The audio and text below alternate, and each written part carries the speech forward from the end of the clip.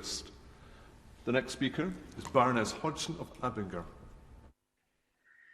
My Lords, I speak to this amendment in my name, so ably led by my noble friend, Baroness Hodgson.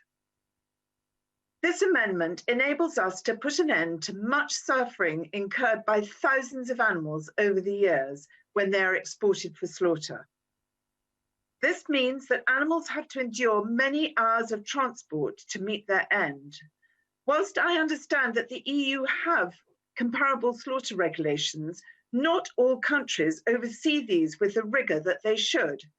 A recent report in September 2016 by a committee of inquiry of the French Assemblée Nationale confirms that there were serious welfare problems and breaches of EU law on welfare at slaughter in French abattoirs. Exporting animals for slaughter is simply a welfare insult. As we've already heard, the long journeys are very stressful for the animals and in some cases result in enormous suffering due, for example, to overcrowding, high summer temperatures, and animals receiving injury en route. Animals going for slaughter, as already has been mentioned in other amendments to this bill, they should be slaughtered at the closest point to production, and in this day and age, there is no reason why they cannot be travelled on the hook rather than on the hoof.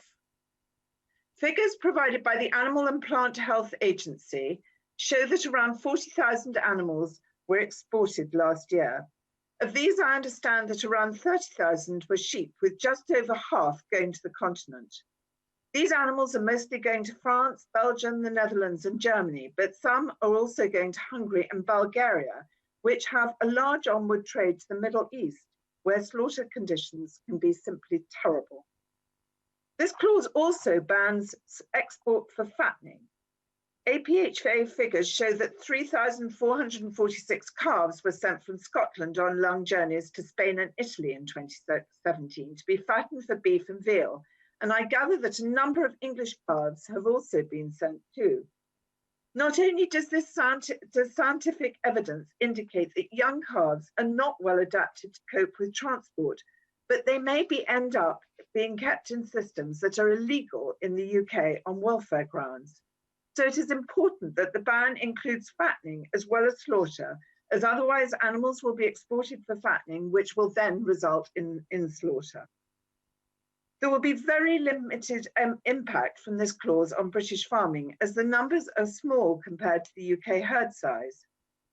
And as my noble friend has already mentioned, banning export for slaughter was in our Conservative manifesto, and this bill is the perfect place to bring this in. Whilst I understand that there may be some work to make this happen, that is no reason to delay the legislation.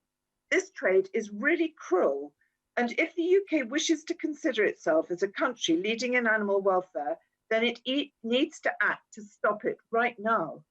So I do hope that the government will use this opportunity to back a ban on live exports for slaughter and fattening due to the extensive suffering it causes, and accept this amendment or undertake to work to bring something similar forward at the next stage of the bill.